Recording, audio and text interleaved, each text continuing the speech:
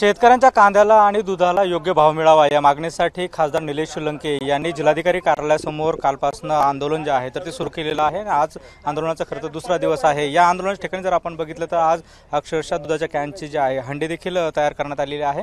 दुसरा दिवस आहे। आपण थेट खासदार निलेश लंके यांच्याशी बोलणार आहोत। दुसरा दिवस आहे, काय नेमकी भूमिका असणार याची? आज आंदोलनाला आम्ही मोठ्या स्वरूपात आजपासून आंदोलनाला सुरुवात करणार आहे। म्हणजे या भागामध्ये तुम्ही पाहिलं असेल, गाय यायला सुरुवात झाली, म्हशी यायला सुरुवात झाली, बकरं रात्रीच बकरं पण आले। म्हणजे आम्ही शेतकऱ्याचा संसाराची थाटणार आहे, झोपड्या टाकूनच राहणार आहे। आता इथं आम्ही 1500 गुरं शेतकरी येणार आहे, कारण अभिनय तो कभी नाही हा। त्यामुळे आता लढा उभा केला ना, आता आमच्या शेतकऱ्यांना मिळालं पाहिजे। हे अनुदान देतं म्हणजे काय भीक देता काय? हां, आम्हाला हक्काचं द्या ना। 40 रुपये लिटर आम्ही दुधाला भाव मागितले, शेतीच्या मालाला हमी भाव मागतोय, वेगळं काय मागतोय? तुम्ही दुग्ध विकास विभागाचा रिपोर्ट पाहिला मी काल, त्यामध्ये उत्पादनावर खर्च 40-42 रुपये लिटर दाखवला जातो आणि आम्ही काय 50 रुपये मागत नाही ना, आम्ही 60 रुपये मागत नाही ना, आम्ही 40 रुपयेच मागतो ना। सरकार सांगतं अनुदान आम्ही 5 रुपये अनुदान देतो। 4 महिन्यापूर्वी अनुदान जाहीर केलं, किती 5% लोकांना मिळालं का? हे फक्त कागदपत्र आधी लावायचे, आमचे शेतकरी पिळवायचे दमवायचे त्यांना, हे धंदा आहे सरकारचा। त्यामुळे आम्हाला भीक नको, आम्हाला आमच्या हक्काचं मिळालं पाहिजे। काल एकही अधिकारी या ठिकाणी आलेला नाही किंवा काय तुमच्यासोबत चर्चा केलेली नाही? कोणी मंत्री देखील आज येणार आहे का, किंवा काय नेमकी तुमचं पुढची भूमिका?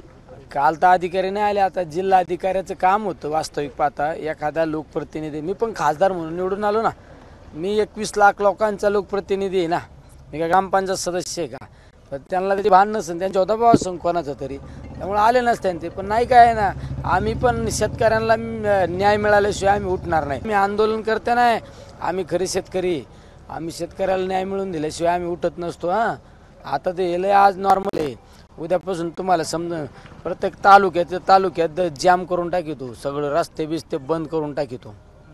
तुम्ही म्हणता अधिकाऱ्यांवरती दबाव आहे, नेमकं कोणाचा दबाव आहे? काय माहीत नाही का आता कोणाचा दबाव आहे, कोणाच्या अधिकारात चालतं माहीत नाही का खातं? अरे ते जिल्हा अधिकाऱ्याला थोडं पाहिजे ना, यायला पाहिजे होतं ना, नाही आले।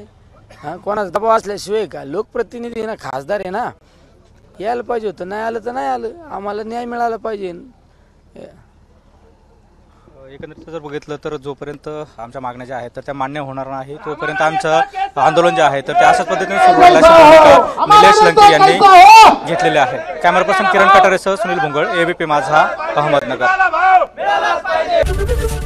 एबीपी माझा, उघडा डोळे बघा नीट।